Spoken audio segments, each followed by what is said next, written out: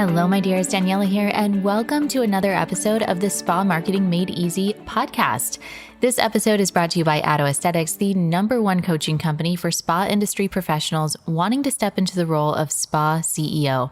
And today, my dears, we are going down the rabbit hole. For those of you who love the woo, that love the land of crystals and energies and all the things, we are diving into human design today. So those of you in the woo world, you probably know what that is. For the rest of us out there, I had to learn myself. So human design, it's something I actually learned about back in April. I was on a trip with the ladies in my mastermind, and we were at a winery, and my girlfriend Nita asked me what my human design was. And I was like, I have no idea what you're talking about. Tell me more. And here I am just a few months later doing this podcast episode on this topic. And it's very similar to personality tests like MBTI, which I'm a huge fan of, the Myers-Briggs Type Indicator, there's Strength Finder, there's DISC, all of that sort of thing. But those tests, what's different is that those tests, you're taking these long questionnaires really for to understand like how you think, how you solve problems, how you receive and give information. Human design is putting together your chart based off of the date and time of your birth and location. So I am very new to the world of human design. I was very impressed by it, but there was no way that I could do an episode on this topic on my own. So I invited a friend of mine to come on the show who this is really her life's work. So let me just do a quick read of Victoria's bio and then we can jump right in. So Victoria is a functional and performance medicine consultant, human design and gene keys expert, and transformational master coach. She's been in the world of personal development and healthcare for almost 20 years, training with some of the world's most exceptional doctors and greatest spiritual teachers. Today, Victoria bridges the worlds of science and spirituality, offering a truly holistic support for individuals to heal from suffering. Victoria also trains holistic coaches as a part of her professional mission to create empowered, self-aware, multi-skilled healers who can aid in the resolution of suffering for others. So it's a wonderful interview. I hope that you like it as much as I did. And remember to keep the conversation going in the free Facebook group, Spa Marketing Made Easy. There's a lot to talk about on this one. Victoria, welcome to the Spa Marketing Made Easy podcast. I am really excited about this interview. I really am. I love data. I love personal development. I love any type of tool where we can learn more about ourselves that will better our communication, whether it's in our business, with our friends, our family, anything like that. And we're talking about human design today. Yeah, we are. So what the heck is human design? What the heck is human design?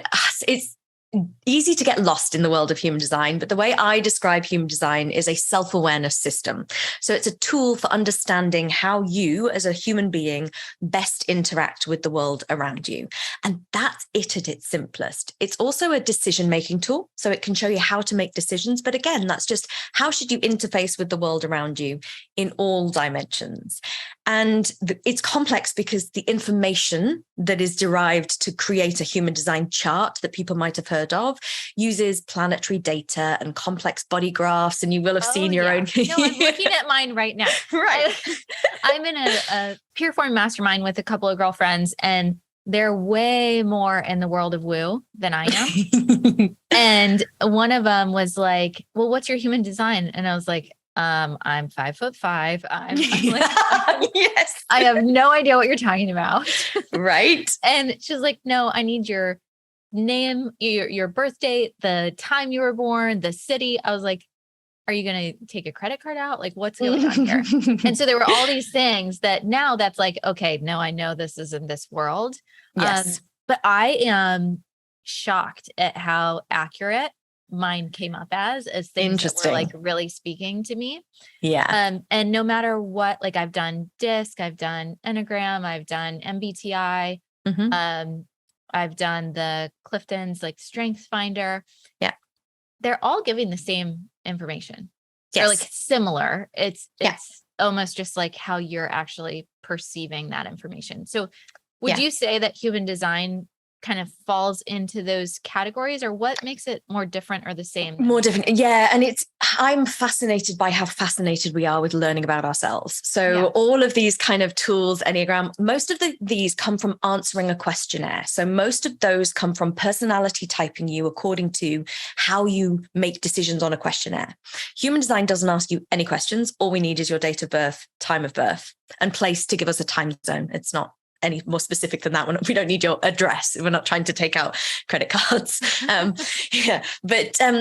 what it does is it uses the planetary alignment. So we're kind of a bit more in the world of astrology than we are in kind of personality typing. It's much more complex than astrology because we take the time of your actual birth and then a time approximately 3 months before that to give us 2 different data sets. And those 2 mapped together essentially create a picture of who you are designed to be.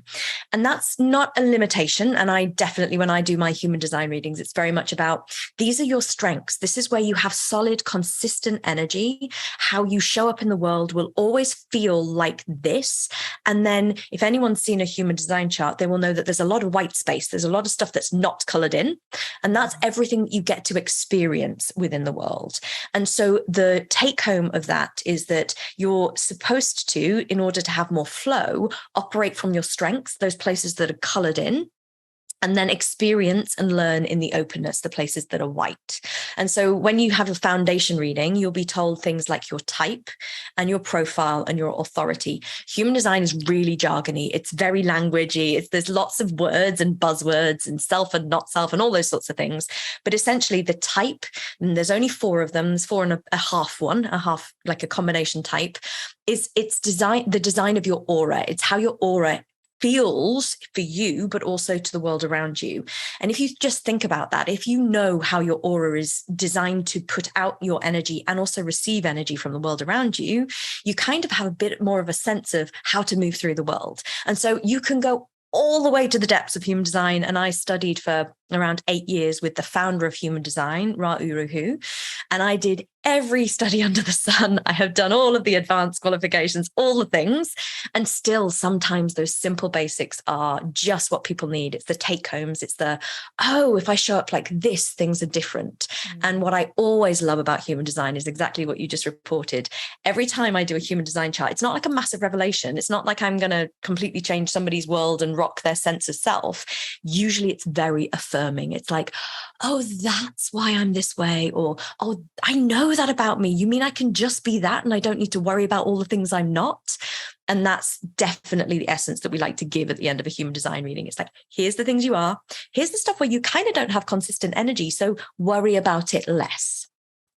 So why don't we just start with, you said there's 4.5 types. Yeah. Do you want to give the overview or Sure. go through each of those types so people can understand what we're actually looking at? Because for me, any of these types, it is such a great tool. You said we're learning about ourselves. It's affirming. It gives you confidence, right? It gives you more and confidence makes better business owners. Mm-hmm. Confidence makes better individuals, right? I believe we all have beautiful talents and gifts to contribute to the world. And when we have confidence in that, we're going to be much more likely to do that.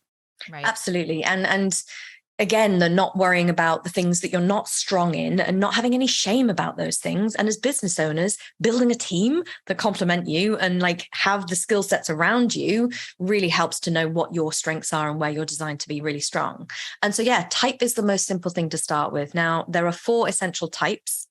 And it's very easy. There are many free human design run your own chart programs out there. And I'm sure you'll put some in your show notes. And if you just work out what type you are. So I'll do the kind of overview from the most common to the least common. So most of humanity are what we call generators. Generators are the builders and the workhorses. They essentially have an energy supply that runs like a generator. Think of it like literally a motor that runs and is very good at just creating, producing, generating anything, whether that's content or ideas or all those sorts of things, and good at working at it. So working it through to either completion or to the next stage. And that's the majority of humanity. The kind of world that we live in is very generator built. It's like the 9-to-5 job, the routines and the structure, very suited to generators.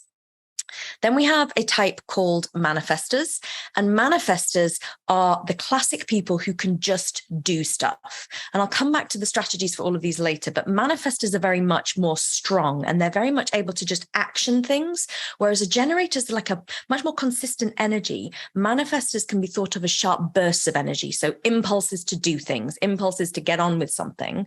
But manifestors can have what we call a repellent aura because, and it's a terrible word and I don't like it, but it's just the terminology, but it's just they're very forceful. They can just manifest their way through things. So that's one of the other types. The hybrid type that I talk about is actually a manifesting generator, and that combines those two energies.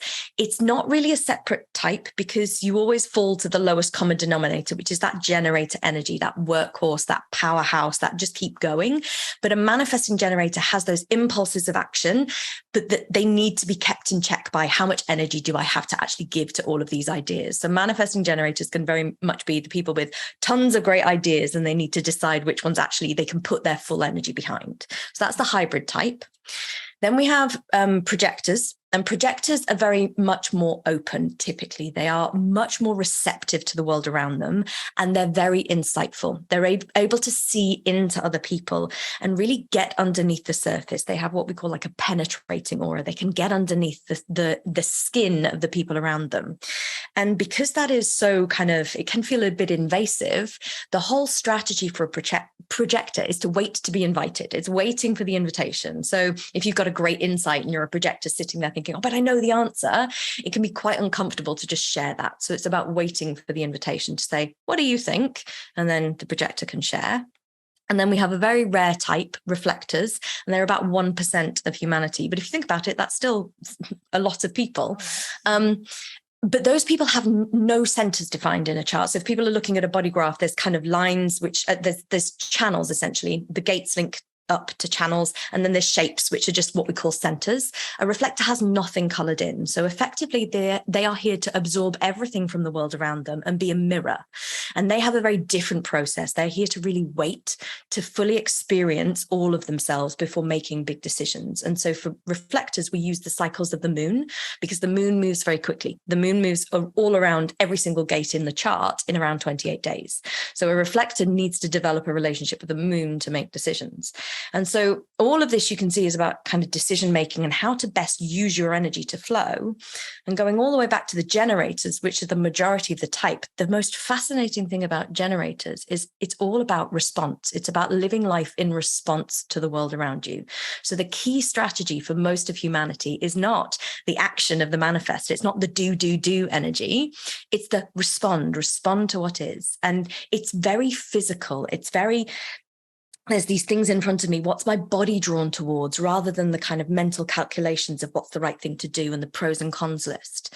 And everything in human design is about bringing us back to our innate sense of what's the right direction, what's the right way to go, what do we want to put our energy behind.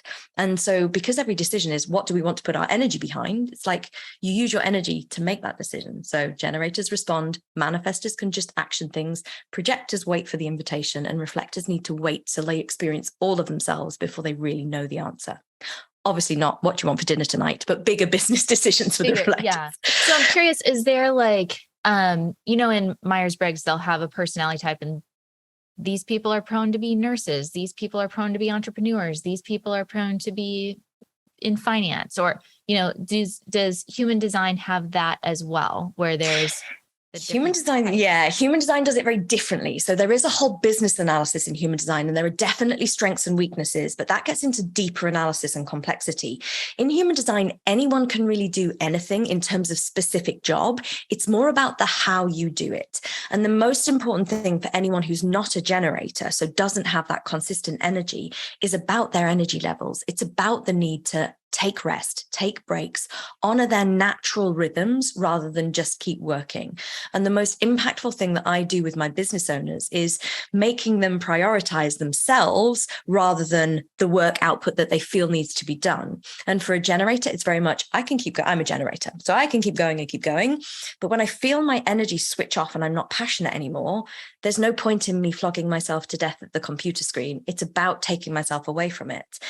Manifestors, they really need the support of generators to build things. They have the ideas, they have the creativity and the creative impulses. They also know what needs to be done.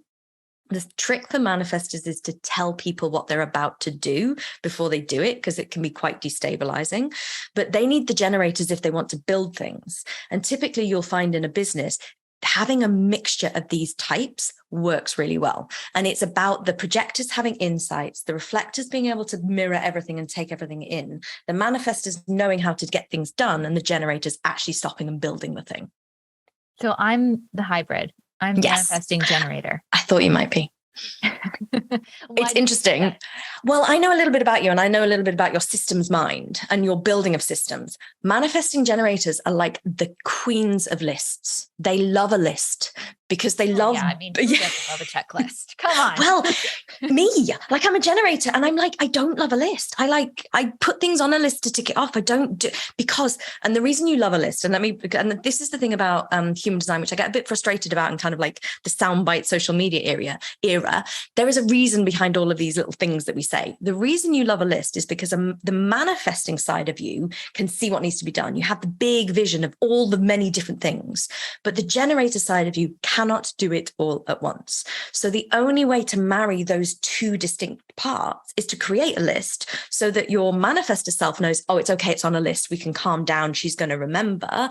And the generator can go, I'm going to work through this list, progressively work through it. And I've seen some of your systems. Yeah.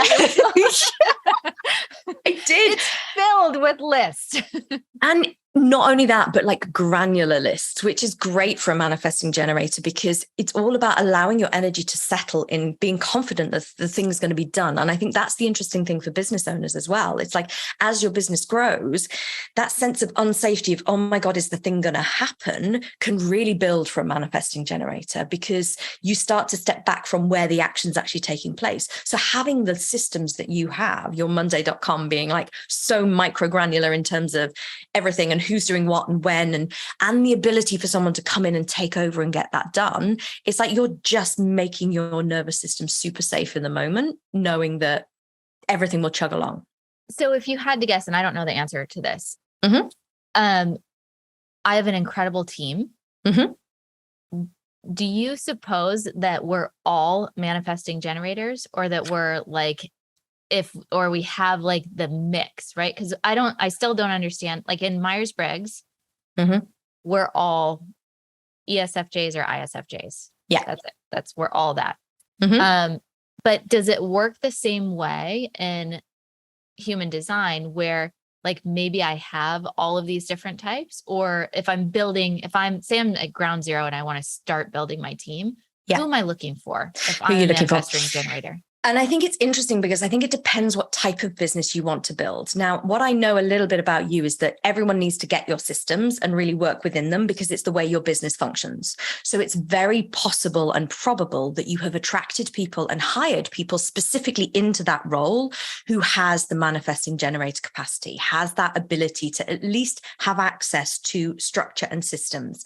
And human design is so much more complicated. There's ways that people can have access to detail and structure, but I imagine every single person on your team that's working in the operations of it will be that way oriented in terms of being able to, if not have the ability to create the system, be the generator who can work through the system. And you know, generators love a list to follow. We don't necessarily like creating it, but if you give me the roadmap, I will do it all day long for you. It's that kind of thing. So it depends if that's the business you want to run. So the way I work in my business is that I don't hire according to type or strategy or human design, but I always do people's human design once I've character matched into that. This is the person for the job. So I hire based on other criteria. I use the human design to set the systems up so that they can maximally use them depending on which role they're filling. So with my manifestors and my projectors, I know their energy is not a generator 9 to 5. So for those people, it's not about the hours you work. It's about the KPIs. It's about the job getting done. It's not about, do you clock in at this time and out at that time? Because I'd rather they were using their energy when it was the right time for them rather than, needing to be on the computer 24 hours a day. Mm-hmm. My generators, I give them way more structure because they really need to feel, okay, so this is the cadence, this is the work day, this is what needs to get done, this is the thing. So for me, it depends on how you want to structure your business, but knowing that the energy types and knowing what you can expect, and also knowing that projectors in particular need encouragement to give feedback. And so this is the other thing about businesses and running businesses. The projectors are the gold mines in a business because they're the ones that can see the problem and see the things that are going wrong, probably before we can as the generators or manifesting generators. So as a business owner myself, it's having the confidence to know my projectors and seek out their input by inviting them to share feedback. And you can standardize this. You can have, that's the moment where your projectors think, oh, I can share this now because I've been invited to give my opinion. So for you as a generator, mm-hmm. and you don't like lists, right? I'm sure there's a lot of spa owners that are generators, yeah. right? So what if you don't have a projector or a manifestor or something like that? How are you setting yourself up for success? If you know, hey, this is how I work, this is how I roll in my business, mm-hmm. how am I going to help support? Because then you're hiring the right person, but not hiring by design. Right. And so for the way I work, generators are all about resonance and response. So are manifesting generators to a degree, but generators really we are using our whole system to kind of hum along with the people that we work with and hum along with the job that we're doing. So it's kind of anti-business coaching and like, oh, we need the systems and the structures. And I'm not saying don't have systems. My systems in my business are exquisite, just nowhere near the list level that yours are. But it's much more about that resonance of the person that's in front of me. That's why I hire based on not typing someone, because I trust that my system is picking up all the time. And I think this is the essence of human design that people forget. It's describing your aura, and your aura is picking up things from the world around you all the time. And so I really resonate with the people that I'm resonating with. And when I'm facing a decision, I will feel into it much more than I'll think into it. And this is the key for me in terms of generators. So let's just pretend, like, what is an aura? How do you define an aura? What is an aura? So essentially, we are all electromagnetic beings, and this is scientifically proven. I know that this is all sounding very woo, but there's a lot of science to this as well. All of our cells are essentially mini batteries or mini photon producers as well. So we're essentially just a humming unit of energy and electromagnetic frequency. So we all have a frequency and a quality to that frequency. And anyone who's sensitive, almost anyone actually, you feel it when people walk into your space. That sense of someone being in your space is actually a feeling. It's a felt sense that there is another electromagnetic presence in your electromagnetic presence. So when we say aura, that's just sort of the woo-woo term for the energy that you're giving off and that you can feel into in the world around you. And so you can do that very kind of like literally. Someone walks into a room and you can feel it, but you can also sense people on the internet. Everyone knows this over COVID times. You get a sense of someone when you show up on a Zoom screen or whatever. And it's that sensing and using for generators, for all types actually, but especially generators and manifesting generators. It's about listening to the subtle signals that you're getting from within when you're having those conversations to say, is this resonating with me? Is this person, is this approach, is this sense of the way they want to show up in my business, something that feels right, not looks right on paper, but, has the ticky box on paper, but also feels right as a resonant frequency. Okay. So I'm looking here at one of these tests. I know you said there's a lot of them, and it's the information that it's showing is on one side is design and has all these numbers and symbols. Mm-hmm. And on the other side is personality and numbers and symbols. What does that mean? What are you looking at? So these are the two data sets that I was talking about before. So the numbers and symbols, the symbols are planets. So the symbols are where the planets were, and the personality, the black stuff, and those translate to the black coloring in the body graph itself, in the kind of central image itself. The black stuff is all where the planets were at the time of your actual birth, and specific to your time zone as well. So you'll have the sun, earth, moon, nodes of the moon, and then down through the planetary data. So it gets, and basically it's the same as astrology. The further away the planet, the further down the chart it is. So that's on the black personality side. And we always read these things right to left. So you read from the personality to the design. And so the design is the red stuff. And again, colored in red in the body graph in the center. Same planets, same like symbols in the same order, but 3 months prior, approximately. It's about 88 degrees of what we call the ephemeris or the mandala or the wheel. So essentially, in both astrology and human design, you're mapping the celestial heavens, like where are the planets in relation to Earth? And so where are they in the sky? And so the design is about 88 degrees of that wheel beforehand. It's essentially a key gestational phase. It's where some physiological things drop in. And from that moment, you're almost finessing the baby as you're being gestated in the womb. So that's kind of why we have those two data sets. But obviously it makes it much more complicated because you're looking at two different times. We tend to think of the red stuff as much more unconscious, much more physiological, much more innate. And the black stuff is much more conscious, much more stuff that we're aware of and psychological drivers. Okay. So your company, what you do is read these charts. I do.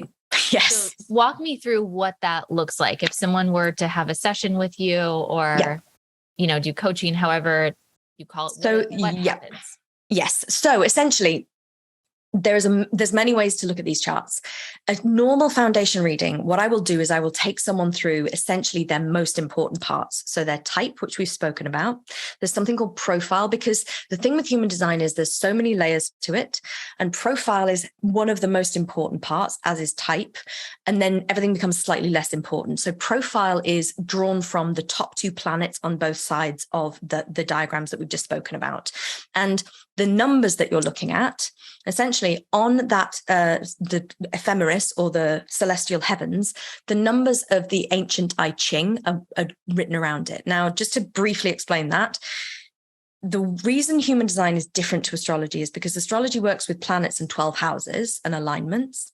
Mm-hmm. Instead of the 12 houses, human design maps 64 gates of the ancient I Ching onto the same kind of wheel.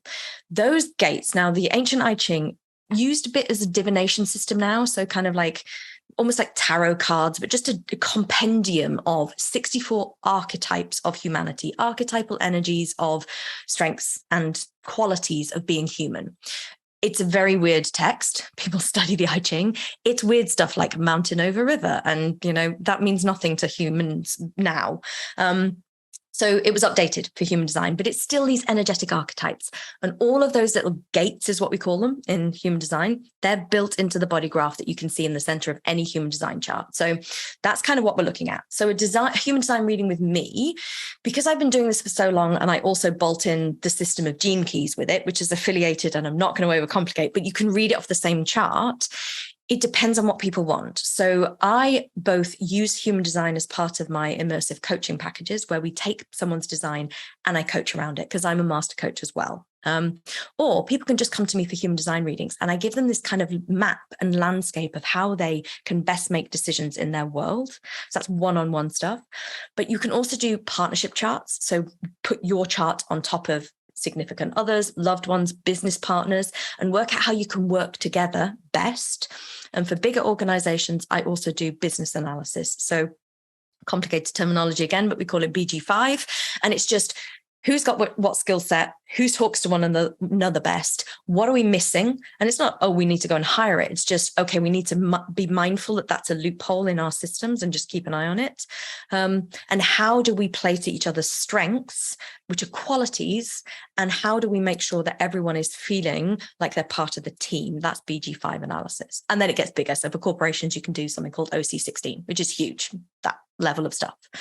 So depending on what people want, there's many routes through human design when you come to someone like me who essentially does a lot of it.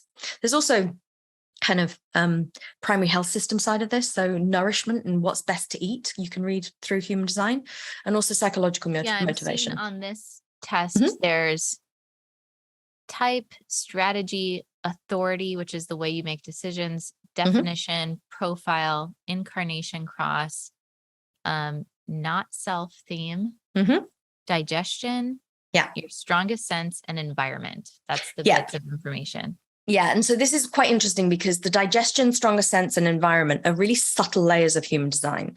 In order to read these correctly, you need a really accurate time of birth and also someone who can walk you through it. So I have a bit of a hesitation about these kind of online profiles that you can get, giving all of this information because it's really complex. And digestion is much more about the kind of the conditions and circumstances in which you eat rather than how is your digestion? Like, are you here to eat broccoli or steak? It's not that specific, but it can be interesting for people with any health problems to actually look at it this way, to see if eating according to their design is helpful.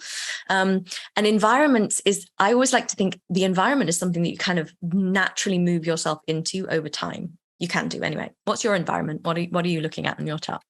Markets, places where there are people coming together to work, whether it's literal or virtual. You thrive in the activity of a group with a common direction.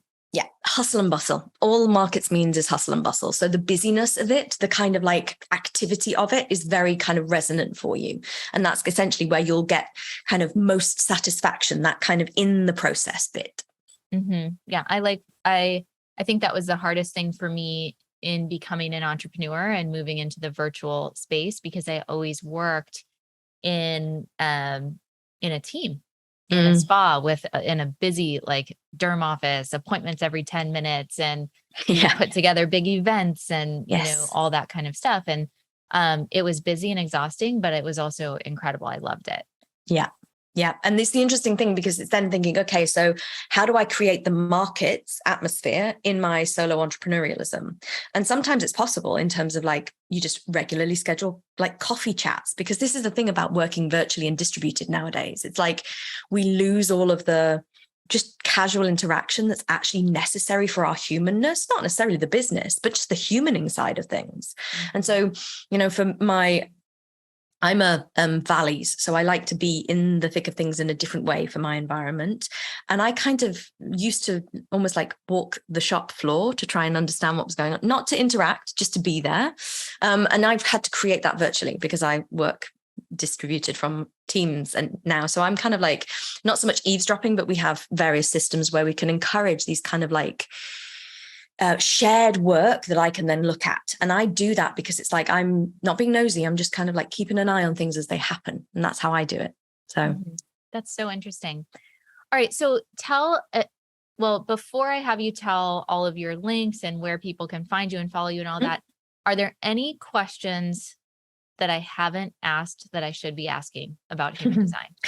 I feel like everyone should have their human design, and it really is simple to get the basics of information. So if people haven't got it, go get it.